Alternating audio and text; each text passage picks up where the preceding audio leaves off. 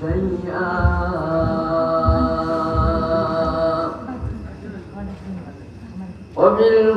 وبالوالدين إحسانا তোমরা আল্লাহ তাআলার ইবাদত করো, আল্লাহ তাআলার লগে শরীক করিও না, আর মা বাবার লগে ভালো ব্যবহার করো, সৎ আচরণ করো।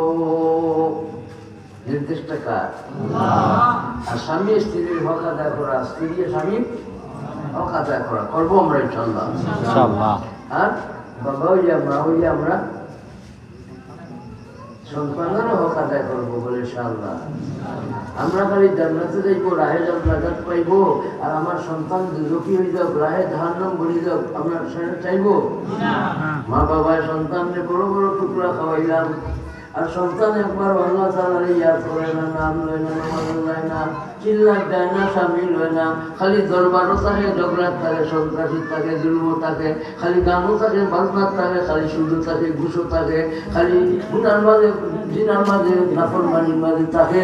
ও মা, ও বাবা, তোমার সন্তানের হক আদায় করো।